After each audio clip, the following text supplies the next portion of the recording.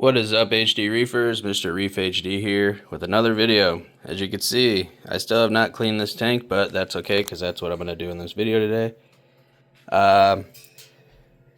Yes. So, little update. I bought 2 tank breakdowns yesterday.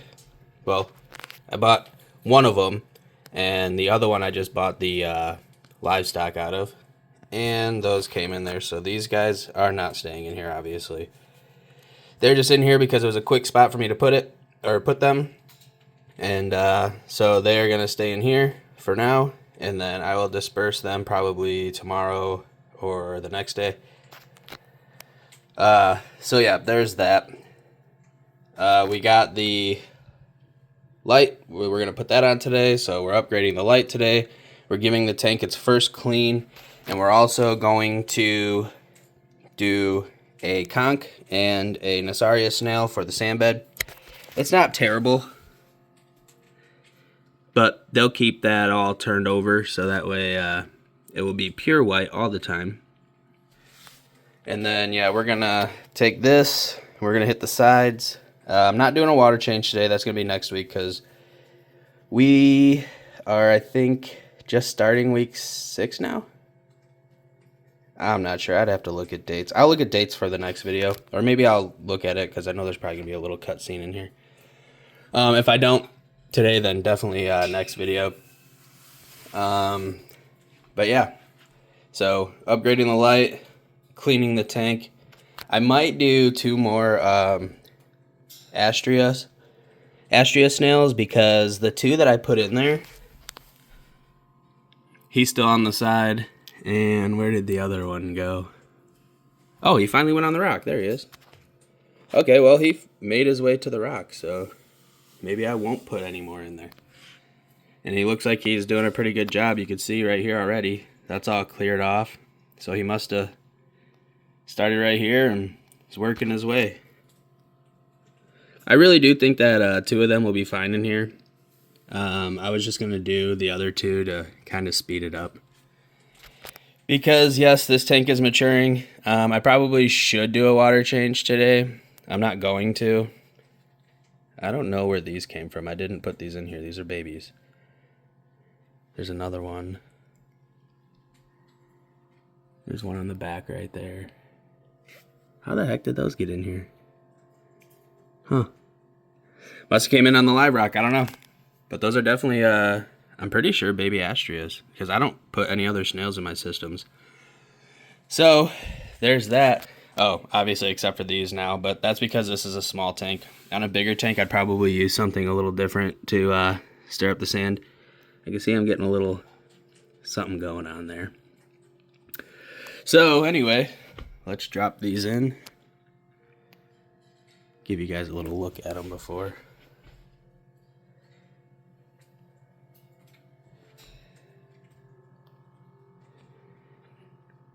So the one on the bottom with the little trunk, that is the Nasaria snail. They live in the sand. When you feed your tank, they will come up and they will eat any extra food that's left behind. So they're a very good cleanup crew. I'm not sure about the conch. I think the conch, I'm not sure, honestly. I've never had one before. These both came out of one of the tank breakdowns from last night. So, I was looking for something to stir up the sand. Well, there we go. These 2 came out of a 20-gallon Innovative Marine that I need to clean up and sell. And, yeah, I decided, you know what, I'm going to keep these guys. And yes, they both have eyeballs too. So, we'll drop them in real quick. You got to be careful because I know that, I don't know if it's all conchs or if it's just the fighting ones, but they can mess you up. So drop him in. He should go in, they both should go in the sand. And I don't know if this one's a fighting one, so I'm just going to try to keep my hand away from the head. I don't know if that makes a difference or not, but I'm going to drop him. And there they are.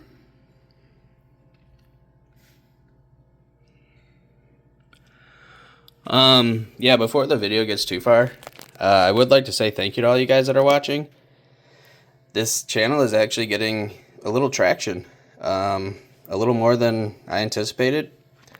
Every video is getting more views. The subscribers are coming in. It's helping out a lot, so thank you guys. Yeah, if we keep going on the route we're going on, we can get into some pretty deep things, other than, you know, just showing you guys how to properly set up a nice thriving reef tank. Let me turn the flow off real quick. I know from the sides it looks terrible, but if you look from the top down, like it's a healthy tank. Most of what you're seeing from the sides is what's on the glass, and that's why I'm cleaning that today. As you can see too, those snails, those astrias, they basically cleaned up all the glass other than the harder stuff that I'm about to scrape. You'll notice it's hard to get close to this and see it because of the dang glare. Let me see if I put my hand over. It's not gonna focus. Oh, there we go. So you see this on the glass?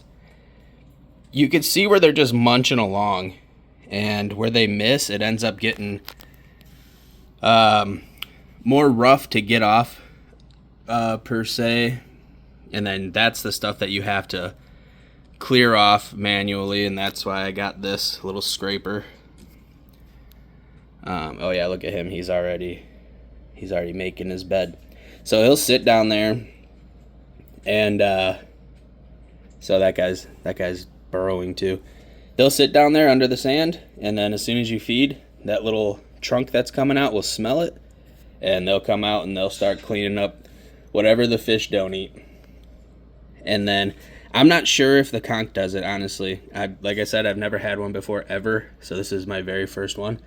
So I could let you guys know.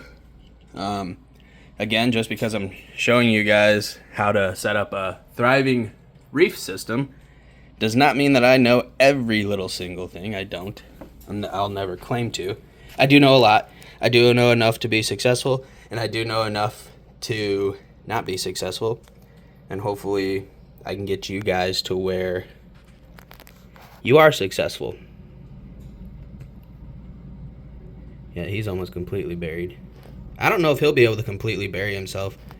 Hello, yes, we know you're there. I don't know if he'll be able to completely bury himself because the sand bed's not that thick.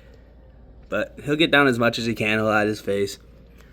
I just know that they're really good at stirring up the bed. So, I did say in the last video I was going to start dosing that again. I didn't. I know, I'm lazy. But, as you can see, nothing crazy is going on. We still got a little light stage of cycling. That's just part of the process, part of the game.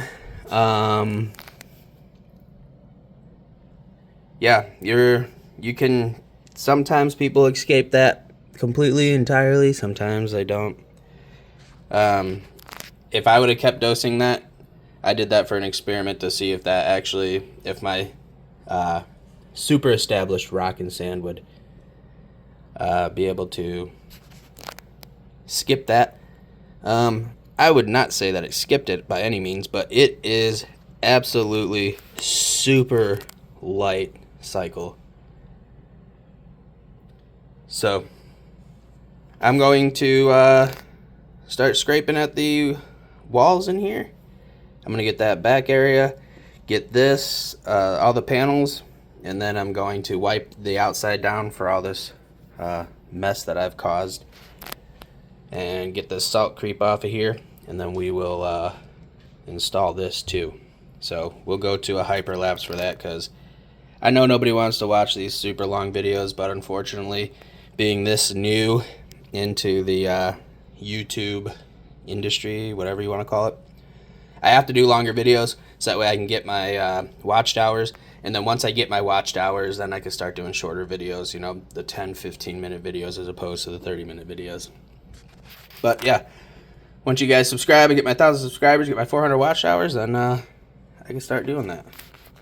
And then once we start making money, I mean, this channel can go anywhere. We could fill up a building with stuff. We could finish the studio, whatever. So here goes the time lapse.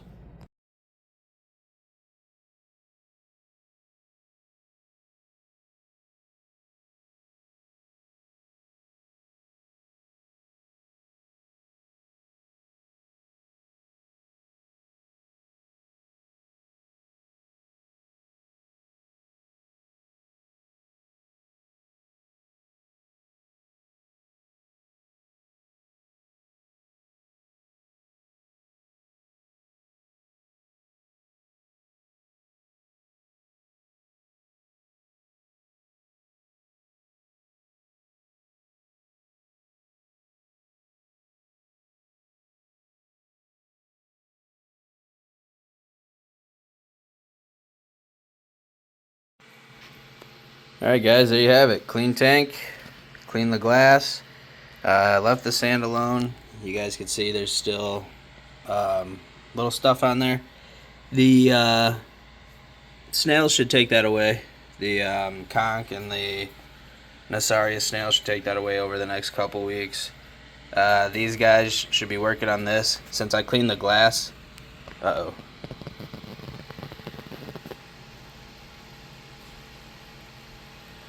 What was that? Hold on. Alright, we're back. I figured out what it was. It was this. Do you see a problem here? So that pops off of these. I don't know if you guys know, I bought these lights. Well, I actually had the 32s. This is a 16, but I bought the 32s literally the day that they came out, about 6 years ago. 5-6 years ago, and this is an awesome upgrade that they made to these lights. Is these pop right out, so now I can just bring this out to my garage and blow it out. The other one before, you had to unplug it, take it down, take the little bolts out of the bottom. It was a nightmare. But this one, yeah, you can just pop this out. That's still a little dirty, so I probably will still take that down, unplug it, clean it with some rubbing alcohol. But that's why it shut off. It overheated because I have all the lights on right now, so everything's at 100%. So anyway, there you go. Clean tank. No water change. I will start water changes next week. Again, we started the 5-gallon. It was October 30th, and then the next week we switched it to this. So it's been 4 weeks in here now. 1 week in the 5-gallon. So 5 weeks total that this tank has been cycling. By the time I do the next video, it'll be 6, and that's when I'm going to start the water changes. As far as all the corals, everything looks good. That guy's stretching. He will not be stretching anymore because we have a way more powerful light. This guy right here is doing great. The Akins are on fire. Toadstool on fire. And then obviously all of the Nems are doing amazing. These guys will be out of here again tomorrow or the next day. Gotta figure out another system to put them in for now. Yep. So, and another reason for me putting them in here is these guys, the tank that they came out of, both tanks, neither of them had anemone in them. One of them had anemone, but it was like this big and shriveled up and hiding and under a rock. So I didn't know if they were socialized with Nems. Now they will be. So whoever ends up getting them will have a pair of clowns that will host an Nem. And if they actually want, they can buy a Nem with their pair that they get. And yes, these are bonded pairs. You can see the male is way smaller than the female. So yeah, they'll get this was a quick fix to get them in the water for last night. In the next couple days till I can figure it out and then get them hanging out in Nems. Technically, Nem hanging out on them because Nems host clownfish, clownfish don't host Nems. But yeah, tank's clean. We got the light upgraded. I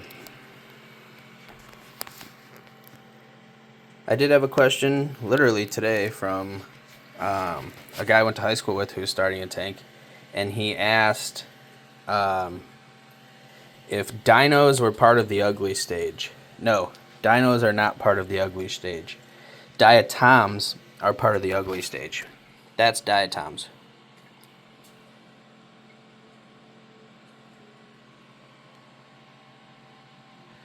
Dinos come when your water's too clean. So when your nitrates and your phosphates become too low, you know, from either doing too many water changes, not feeding your fish enough, not having enough fish, over skimming, yeah, your nutrient export. If your nutrient export in your tank is too good, you're gonna run into a problem. If it's not good enough, you're gonna run into a problem. So you gotta find that sweet spot. That's why I normally don't like things that pull nutrients out of the water. Well, not that pull nutrients out of water. I don't like things that pull organics out of the water. So this is technically pulling organics, but this is a 200 micron. So this does allow organics to slip through. Very small ones, but it does allow them to slip through. Skimmers will pull organics from, you know, a size of the shrimp that you feed all the way down to, you know, a particle that you can't even see. So it pulls everything. Now, if your tank is fed well enough and you're engaged with your tank enough, it's a good thing to have. If you feed your tank like once a day and, you know, you don't feed it a lot because you're afraid of your nutrients getting high in your tank, you're going to end up running your tank too clean. And you also don't want to do that. You don't want it too dirty. You don't want it too clean. You got to find that happy medium. So back to the dinos. Dinos are not part of the ugly stage. Diatoms are. And that's what these are. And I know for people who are new, diatom, dino, it's kind of, you know, it's hard to decipher like what's what. Again, the ugly stage will almost look like algae. And as you go through the stages and you see algae and you see dinos and then you see diatoms, you'll be able to tell the difference. So the thing about dinos and red bacteria is they both actually look almost identical. So like these diatoms kind of look like algae. That red right there on the top, see, now that could be dinos, or it could be red algae, or it could be red bacteria. The only true way to tell is with the microscope. And honestly, if you guys want to see that, I can get a microscope and we can go down to that level of and see, you know, what's what. I could take a piece of this, like we'll do a little video, I'll take a piece of that, take a little slide of that, take some of that hair algae off that guy, and we can go over it. I'll get a nice one, and we could do that. But for me, I'm going to say that that's probably red algae that's growing on there, because I see algae growing everywhere else in my tank. Now, I put this guy on that rock. So here in a week, if that doesn't get cleaned up, then that's not red algae, because he's not going to eat cyanobacteria. So that's one way to tell also without having to get the microscope and everything. If your cleanup crew is not eating it, it's not an algae. So we'll see, because he's on that rock, so he'll be on it for a while. What is that? Oh, I guess it's just a little piece of a rock that fell off. But yeah, tank spotless. I will do a water test on it. I haven't done one in a couple weeks, actually since before I went on vacation. For me, it's easy to tell if my tank's doing good or not, because I've had so many tanks. You know, I guess I can't say that either, because sometimes, you know, I don't see something and then all of a sudden, you know, stuff starts going downhill. But then that's normally like a equipment problem, magnets, you know, whatever. Be careful with your magnets in your new tanks. I've had twice now a magnet take out a whole tank, and the hard part about that is your tank will start looking bad. You'll start doing water changes. you'll test everything will be perfect, and you just won't know what the heck's going on, and normally your corals will start going like one by one by one. That's when it's going to be time to check your magnets or send in an ICP test, because if you send in an ICP test, it will tell you that you have metals leaching into your water. And yes, you should have, let me turn this flow off again. Yes, you should have trace elements of metals in your tank, but if they become too much, then it's not good for your tank. So if you're ever having that problem, you don't know what it is, you can either check all your magnets in your tank. So you could check your return pumps, you could check your wave makers. All of those are ran by magnets. Sometimes, like this is hanging into the water a little bit. Sometimes this one's made out of plastic, but I know originally they were made out of aluminum, which aluminum is a very good anti-corrosive metal for saltwater, but it still does corrode over time. So yeah, you'll want to check all those. If you have these racks like this and they're magnetic, check those, because 2 times for me it was one of these. It was a magnetic frag rack. Had an exploded magnet, and you don't see it because the magnet on the outside covers the magnet on the inside, so you don't see it. And then when you pull that magnet off, you just see rust, and it's disgusting. And it's one of those things, it's hard to, if you're newish and you don't understand, or you ain't even got to be new, it could happen to anybody. It's one of those things that you're just like, man, if I would have just checked that, you know, but unfortunately you don't, and you find out the hard way. I know a lot of reefers that have went through that. So, yeah, if you guys want me to order a microscope and see what's really going on in this tank from that level, we could do that. Just let me know in the comment. Just say yes, get a microscope, or just say yes, or whatever, and we'll get on it. Maybe a par meter, because I've never had a par meter. I've always just went by off of the eye. Like I told you guys when this one was stretching, actually you can see he's already shrinking back up. He's got his little sweepers out, or put back away. They were out. So he's liking it. These guys haven't shown much. He hasn't shown much. He's a little shaded because of this rack, and that's why I definitely need to get these guys where they're going until they find their new homes. But yeah, so next video, we're going to be doing water change. We're going to be adding more corals. The reason I waited on adding the corals is because I wanted to wait for the light, because I want to put a torch in here. Those need good light. Maybe a stick. Maybe. I mean, a super easy stick. By that I mean SPS. For anybody who doesn't know what a stick is. It's an SPS coral, which is obviously the hardest coral.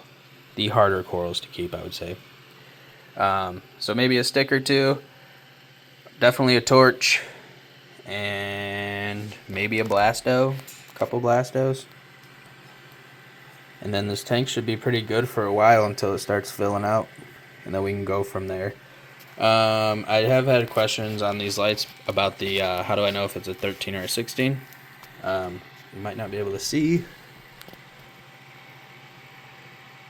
So there's 16 diodes in there. And if you're also not sure, it's recessed right here. There's a recess right here in these lights, and then the screws are on the lens.